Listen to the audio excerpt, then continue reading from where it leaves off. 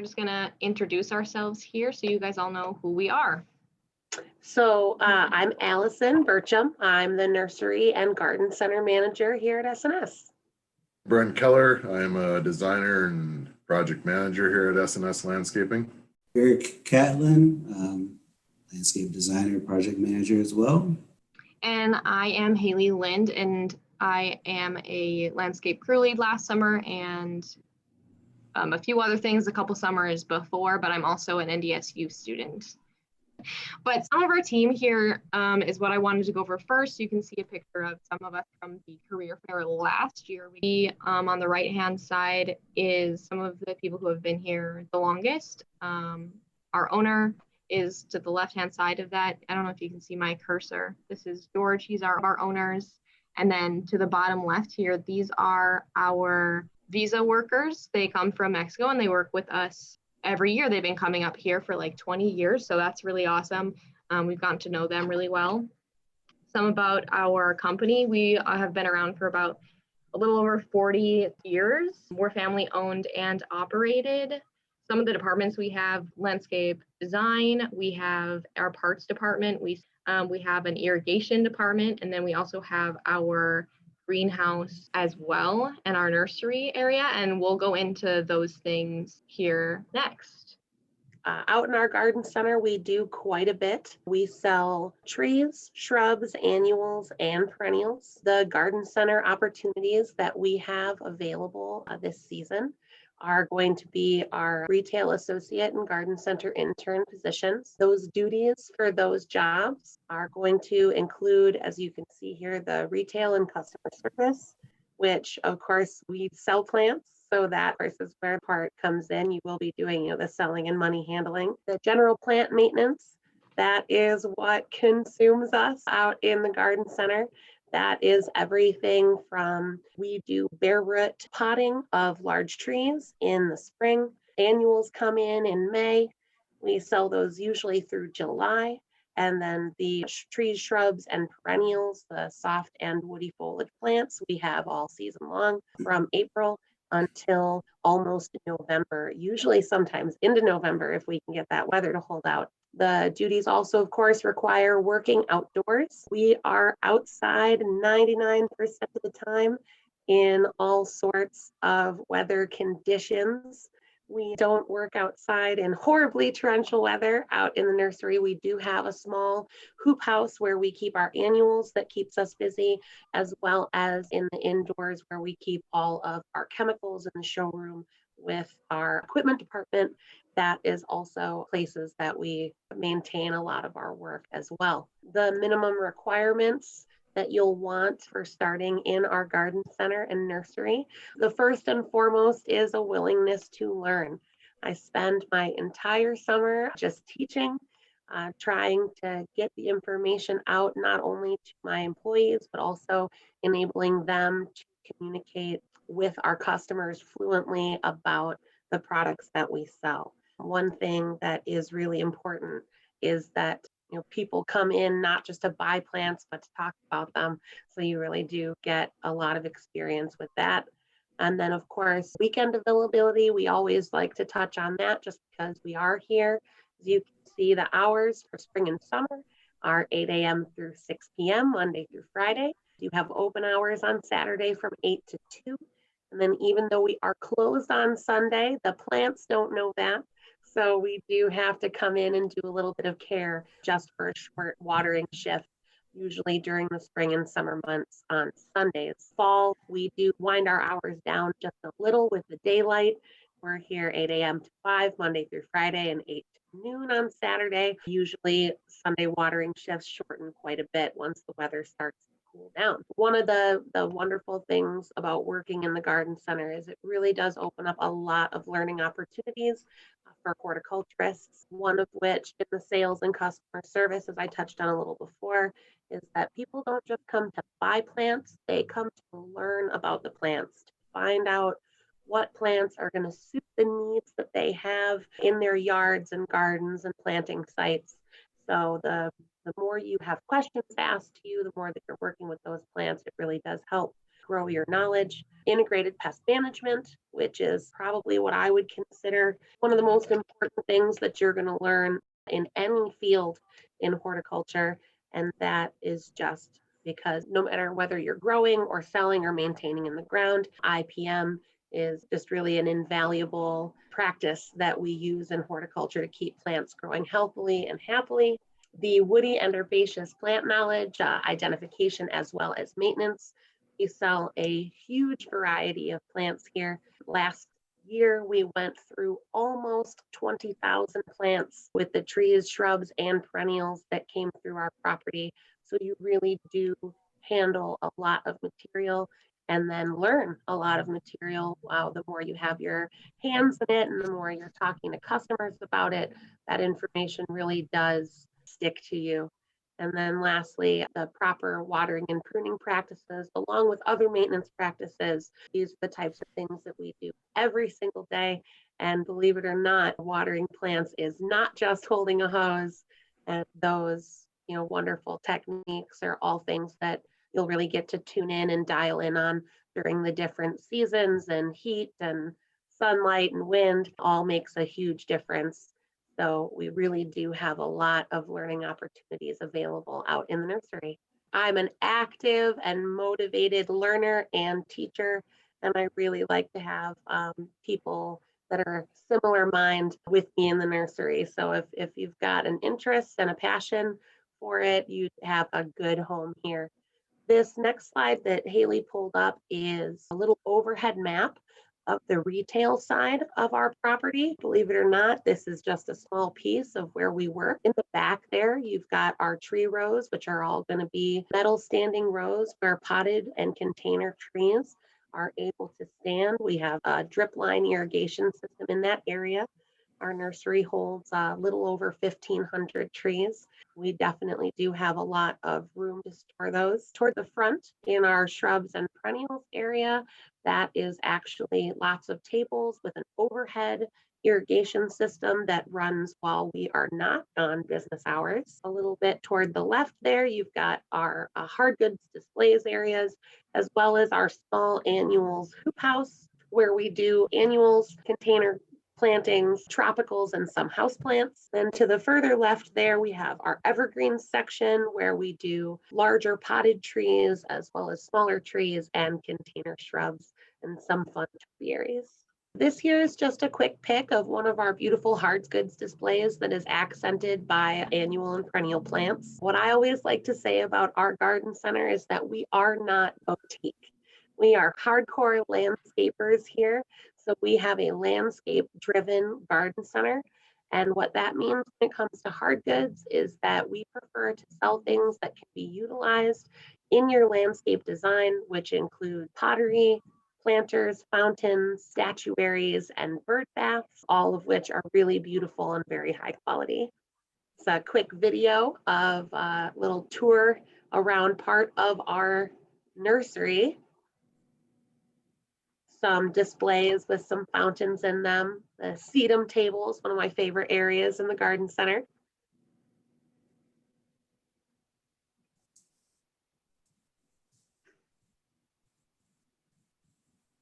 Some of Eric's favorite plants to use in design. Here we've got some shots of the inside of our annuals hoop house, which in May, just before Mother's Day, we fill to the absolute gills and slowly let it dissolve into the hotter months. We also do some really fun commercial and residential planter design, which go up around town. So you can see a little bit of our annuals work here and there around the FM area as well.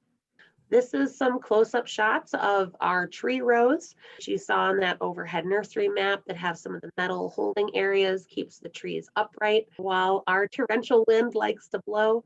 It's got our drip irrigation system, as well as the rock bed below, which helps suppress the weeds that try to grow all over the place.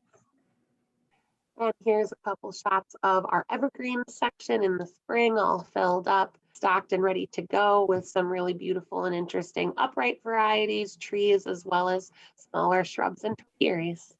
So this picture was not actually part of our overhead map. This is the opposite side of the property, more of our labor side of the property. This is what we call the job tarp.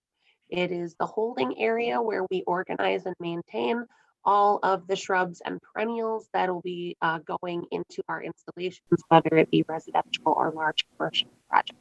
Behind that, this is the B&B area, otherwise known as the bald and burlapped tree area.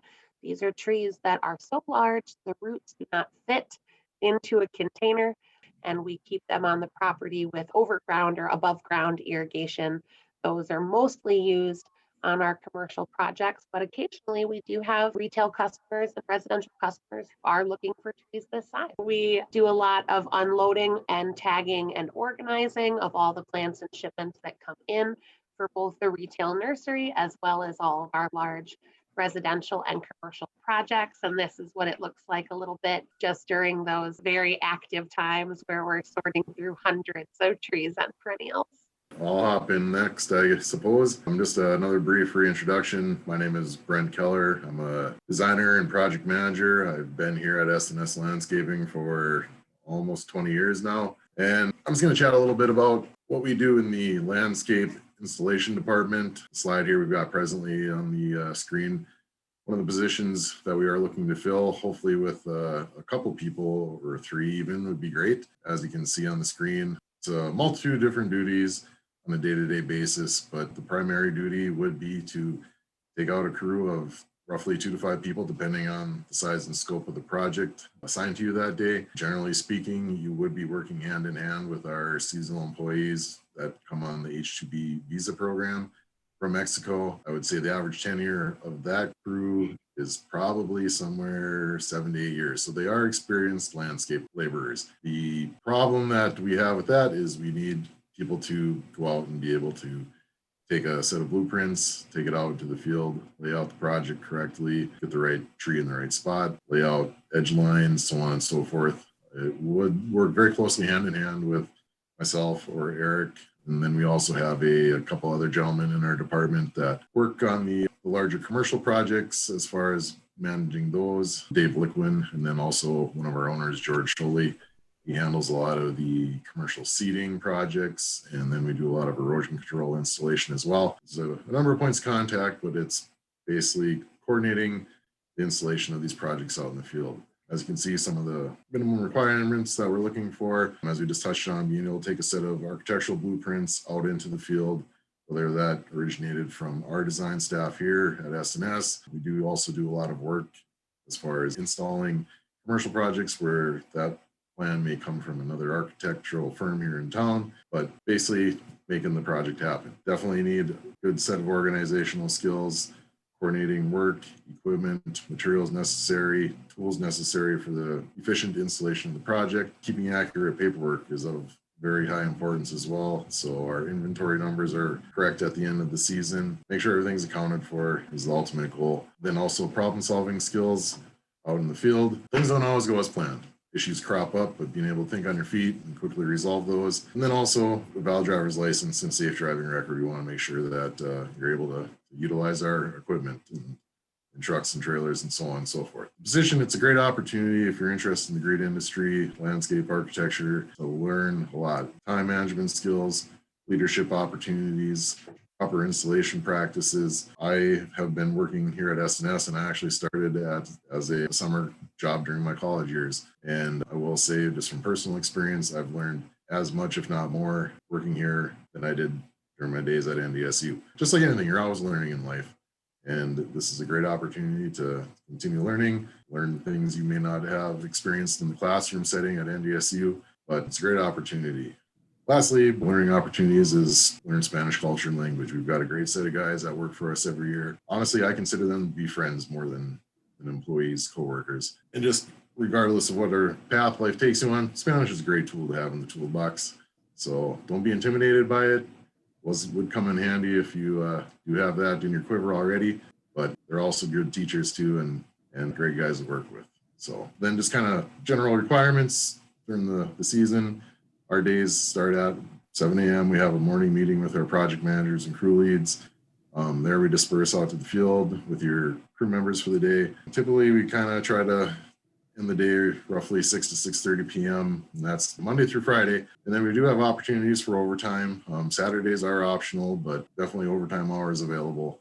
Hours do tune down a little bit during the fall months when daylight hours are shortening and weather conditions dictate as such as well. So, and here's just an example of a set of plans that we would send out with you potentially for a landscape install. This was, yes, one of Eric's projects that he designed. So maybe I'll let him jump in here quick and just maybe chat about this project in a little more detail. So yeah, the crew leads are going to get basic concept plans, residential, a lot more of the time, the commercial blueprints. So this is just one example that was included into the PowerPoint. You know, it's to scale, so you can take a tape measure and you can figure out the dimensions and measurements off of it. So again, I'm Eric Catlin.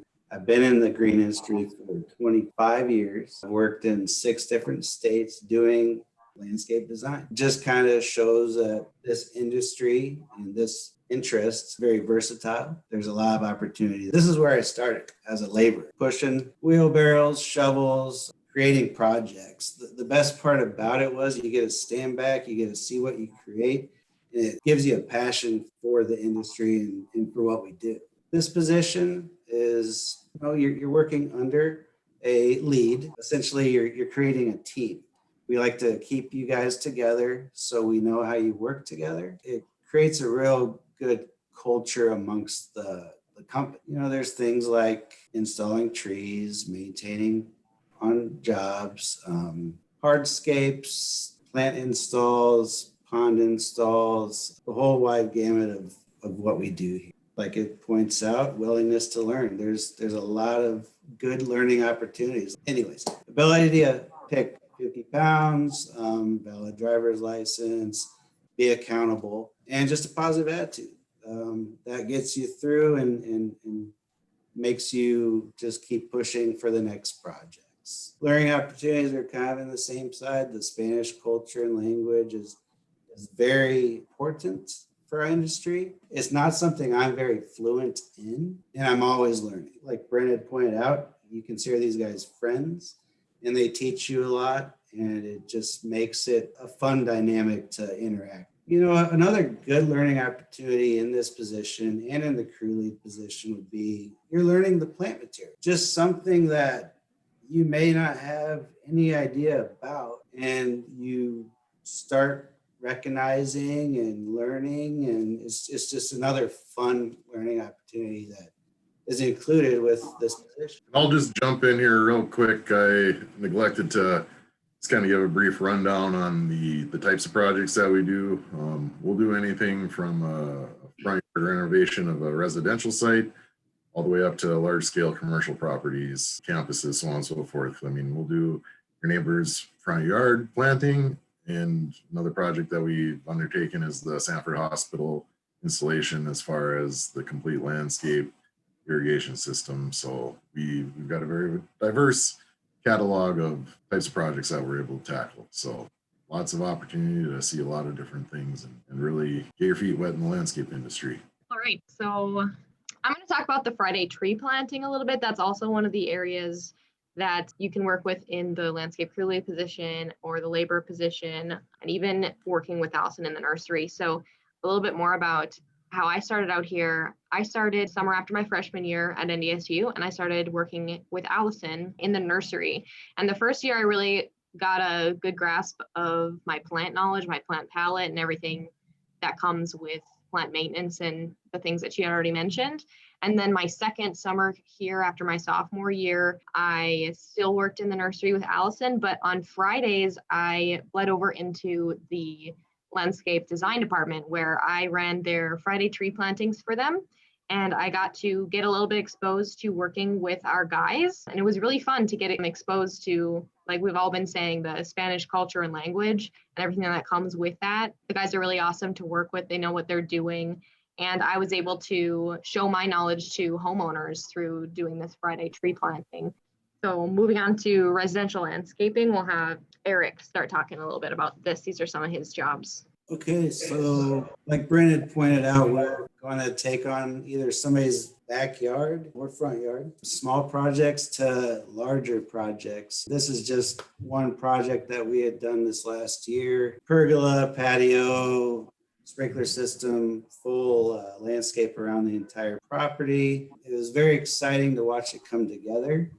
Another one where customer just wanted patio and some screening from behind them was an athletic field. So they wanted this offered screening, shade, privacy, and it's just an aesthetic feature that just came up with and they really enjoy it. This is a project we did. I think we had done 10 houses in a row, full grading, irrigation, and sodding. Just another part of the landscaping industry and what we take on. The next one's just a couple water features we do. The interesting thing here is we don't get a lot of requests for water features here in North Dakota. And when we do, it's just a fun feature to create. Really excites crews, excites the customers, excites the neighbors. Just a nice aesthetic, fun project. You get the visual, you get the sound. This one we added both of these, we had lighting too. You know, you're enjoying it at all times. That's just it, lit up at night. This is Brent's project, but I do want to point out retaining walls. Fargo is very flat. It's always fun to incorporate a retaining wall to bring in some topography, some difference in elevations and interest into a landscape. Yeah, just real briefly on this project, the particular owner on this wanted kind of a different elevation within the landscape. So we incorporated this retaining wall on the front side of the home. And then I believe we have one more slide of the raised patio in the backyard. Yep, there we go. And again, just trying to create a little bit of elevation, make it visually more interesting. Also in this particular instance, providing a nice outdoor seating space for the owner to enjoy. Hardscape feature here steps up to that raised patio. I don't know if you can see, there is some lighting worked into the project as well. Wanted to light up that set of stair treads so during the evening hours it's safe and accessible. Another thing too we do is landscape lighting. As you can see in this before and after, it does make a pretty dramatic effect on a residential property, and it's a fun thing to do. I mean, you spend a lot of time and effort into putting these projects together and working with the homeowners. So why not take advantage of the evening hours as well and really make it pop? Yeah, so then I can talk a little bit more about the commercial side of landscaping, moving on from residential. This is primarily what I worked on last summer as a crew lead. So this is one of the larger commercial projects that I've ever been on. This is the Main Avenue roundabout area going into Moorhead. We got to do some really cool plant design in here and concrete. And this is also a video that we can see here. You can see some of our guys installing some pavers. And then we're also planting the shrubs in there as well. So this was a really cool project to work on and be a part of, because every time I drive by now, I'm like, I planted those plants and I laid them out. And that's kind of fun to know you're a part of something like that. I'm with you on that, Haley. Every time I drive downtown, I say, I touched all those plants. I loved all those plants. I cared for all those plants. And now I get to be proud of them as part of our community landscape. Yeah, exactly. So here's some more pictures of that. And this is on the backside where you can kind of take your bikes down there. This is a really popular place for people. And then in this right side picture, it views down onto Dyke East Park. If you've ever been there, there's some bike paths and people like to go fishing there. There's some cascading waters. So yeah, this was a really fun project to be able to be a part of. Here's some more on this project, just the little workflow of it. So we marked out the plant locations on some pre-emerge or herbicide fabric that's laid down first, and then we planted over top of them, and then we mulched after that. And this does have irrigation installed as well, which was done before this. But yeah, here's just a little workflow of a cool image to see the process a little bit. And I think this project had over 1,000 plants in it to have to lay out exactly to the plan specifications. So that was a very cool learning opportunity to see how in the top left picture, you can see that we're painting out and measuring out exactly where all the plants have to go. Very time invested, but still really fun. And then maybe something you're a little bit more familiar with is the Block 9 Plaza, where the new skating rink is in downtown Fargo. that just got finished a little while ago. So we got to work on this project, doing a couple different things as far as irrigation and trees and everything like that. So next picture here, we can see our plant and tree installation. So this was really cool. These trees were huge ball and burlap, and we had to figure out how to secure them in the hole without staking them and all of that. So this was really cool to see just how things get installed. And that's another thing to speak to my major of landscape architecture. You can become a better designer by knowing how things are installed, and it's really helpful to be able to see this side of things that you don't get to see in school. Another project I work on in the lakes area, we installed some artificial turf around a middle school. And here's another video just showing, laying down the sand and then raking it in. So that was kind of cool. Never done that before. And some cool pictures of stapling it down and weighing it down and all that. Another picture, we do hydro mulching for the commercial side as well. So we have these big water trucks filled with hydro mulch and then spray it out the side to grow some grass. And then moving on to irrigation, our last internship position, I think Brent's going to talk about this a little more. So a little more detail on the irrigation section here of our operation. We'll again do something as simple as go out to a residential site and do a quick, easy repair, all the way up to full installation again on large commercial sites and everything in between. The position we're looking to fill would be irrigation tech for the season. Duties there would be in the spring of the season, meeting with customers, doing initial startups, adjusting any heads that may have come up with adjustment over the course of the prior season. More often than not, there's something to address as far as maintenance issue, a leak perhaps, but taking care of that. Working also hand in hand with our installation crews. We do have a couple of crews that are dedicated install day in and day out, supplementing them as needed if the maintenance of the schedule lightens up a little bit. And then in the fall of the season, doing the winterizations of the system, very important. Last season we did between 600 and 700 winterizations. So there are a lot of systems in the metro area that we take care of and maintain and make sure everything's functioning and watering efficiently and correctly. Some of the requirements there, again, willingness to learn. Some prior experience would be very beneficial, but again, certainly willing to teach you and get you up to speed on proper techniques and practices. Organizational skills, again, kind of across the board.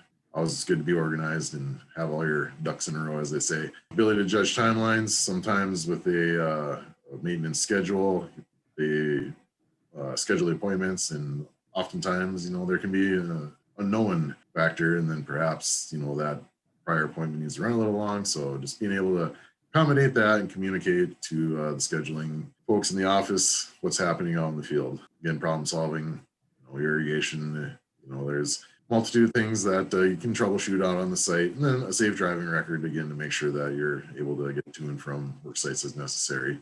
Again, learning opportunities, working along with our experienced install techs, and then, the Spanish piece, as we've already chatted about it a couple of times prior. But, the irrigation, water is the big key thing. We want to conserve it. We want to water efficiently. We want to give our customers the best value for their dollar.